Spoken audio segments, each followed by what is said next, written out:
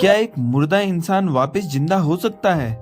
विज्ञान कहेगा असंभव, लेकिन भक्ति के इतिहास में एक ऐसी घटना घटी थी जिसने मौत के नियम को भी बदल दिया। नमस्कार दोस्तों, आज हम आपको सुनाने जा रहे हैं भक्तमाल की एक ऐसी सच्ची घटना जब संत तुलसीदास जी की जुबान से निकले एक आशीर्वाद को सच करने के लिए स्वयं भगवान राम को मृत्यु के विधान को बदलना पड़ा। यह बात है काशी की पवित्र नगरी की।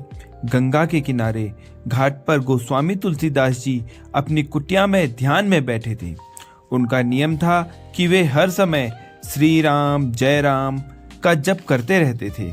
उनका मन संसार में नहीं बल्कि अपने प्रभु श्री राम के चरणों में लगा रहता था। एक दिन की बात है, सुबह का समय था। अचानक गली में रोने धोने की आवाजें गूंजने लगी। एक अर्थी जा रही थी। राम नाम सत्य है के नारे गूंज रहे थे।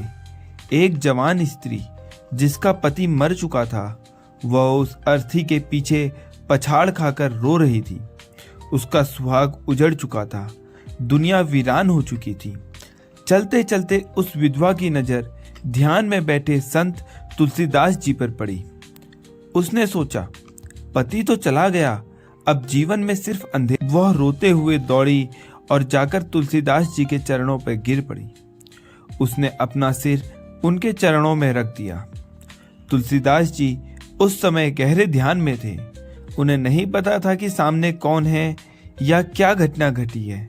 जैसे ही उन्हें लगा कि किसी ने प्रणाम किया है, एक संत की आदत के अनुसार उन्होंने तुरंत अपना हाथ उठाया और आशीर्वाद दिया। सौभाग्यवती भव, पुत्रवती भव, यानी तुम सुहागन रहो और तुम्हें पुत्र की प्राप्ति हो। यह सुनते ही वहां सन्नाटा छा गया।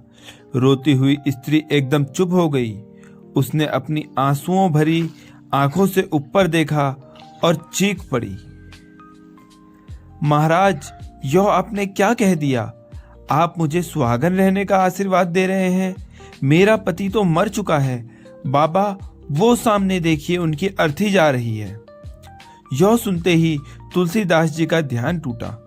उन्होंने सामने देखा, सचमुच एक शव रखा था और अभी अभी उनकी जुबान से उस मृत व्यक्ति की पत्नी के लिए सौभाग्यवती भव निकल चुका था।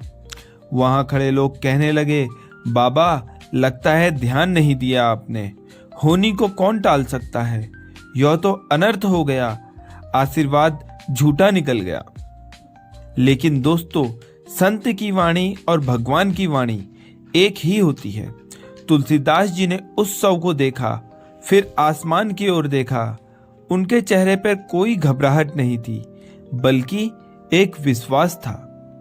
तुलसीदास जी ने कहा, मैं झूठ बोल सकता हूं, मेरी मति भ्रमित हो सकती है, लेकिन मेरे राम का नाम कभी झूठ नहीं बोल सकता। जिस जुबान ने दिन रात राम का नाम जपा हो, उससे निकला आशीर्वाद खाली नहीं जा सकता। अगर मैंने इसे सुहागन कहा है, तब अब इसका जिम्मा मेरे रघुनाथ का है, क्योंकि मैं रघुनाथ का हूं। तुलसी जी उठे। वे उस मृत शरीर के पास गए। उन्होंने अपनी आंखें बंद की और हाथ जोड़कर भगवान से प्रार्थना की, हे प्रभु, हे मेरे राम, यह परीक्षा मेरी नहीं, आपके नाम की है। दुनिया कहेगी कि राम के भक्त का वचन झूठा हो गया। प्रभु, लाज रख लो। तुलसीदास जी ने जोर से जयकारा लगाया, जय श्री राम। और तभी एक चमत्कार हुआ। उस मृत शरीर में हलचल हुई। जिस दिल की धड़कन बंद हो चुकी थी, वो फिर से धड़कने लगी। उस मरे हुए व्यक्ति ने गहरी सांस ली और आंखें खोल दी।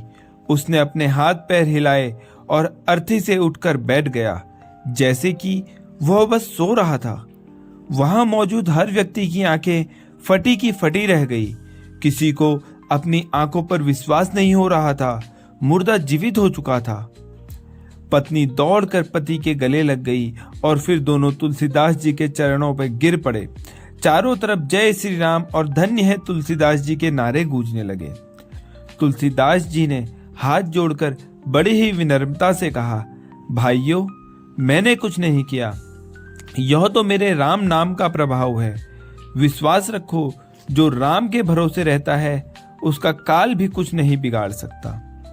देखा दोस्तों, संत का हृदय कैसा होता है। इतना बड़ा चमत्कार करने के बाद भी उनके अंदर तनिक भी अहंकार नहीं था। क्यों? क्योंकि वो अपना सर्वस्व श्री रघुनाथ जी, श्री राम जी को सौंप चुके थे। तो दोस्तों, यह है भक्ति की शक्ति। जहां तर्क खत्म हो जाता है वहां से विश्वास का चमत्कार शुरू होता है। अगर आपको भक्तमाल की यह कथा पसंद आई हो तो कमेंट में जय श्री राम जरूर लिखें और चैनल को सब्सक्राइब करना ना भूलें।